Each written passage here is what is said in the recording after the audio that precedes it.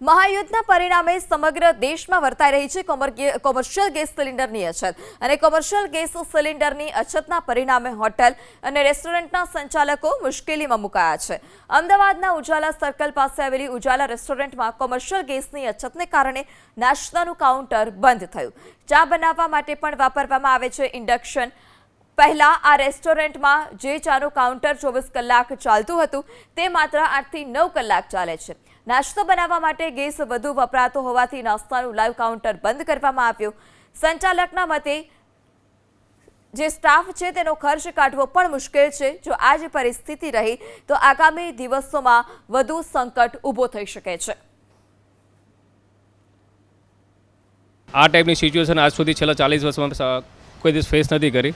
આ 40 વર્ષની અંદર ફર્સ્ટ ટાઈમ આ ટાઈપની સિચ્યુએશન ફેસ કરી રહ્યો છું।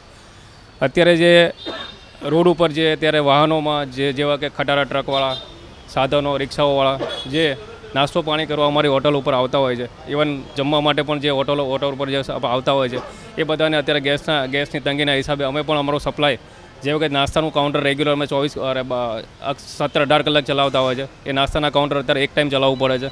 ચાના કાઉન્ટર પણ ચલાવતા હોય છે, એ પણ અત્યારે એક ટાઈમ ચલાવી રહ્યા છે।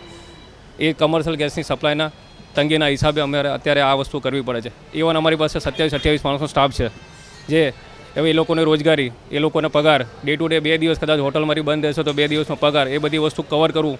ઇવન અત્યારે દરેક વસ્તુના ભાવ વધેલા છે બજારની અંદર, રાશનથી માંડીને ગેસથી માંડીને ઇવન કોઈ પણ સપ્લાય, કોઈ પણ ડિસ્પોઝેબલ આઇટમ તો વોટેવર કોઈ પણ આઇટમના ભાવ વધેલા છે। એ બધી વસ્તુમાં તકલીફ પડી રહી છે। અમે રિસેન્ટલી જે રેટ છે અમે ડાયરેક્ટલી ઇન્ક્રીઝ નથી કરી શકતા, એના હિસાબે કસ્ટમર ઉપર અમને ઇફેક્ટ પડી રહી છે। આ બધી ઇફેક્ટ શોર્ટેજ ગેસના હિસાબે અમને થઈ રહી છે, એના હિસાબે અમને આ બધા ઇસ્યુઝ આવી રહ્યા છે। જે કમર્શિયલ ગેસ જે અત્યારે નોંધાવા છતાં પણ અમને મળી નથી રહ્યો, ઇવન સપ્લાય પણ ઓછી છે, એ પણ વસ્તુ સમજીએ છીએ, પણ આ બધી વસ્તુની તકલીફ પડી રહી છે અત્યારે।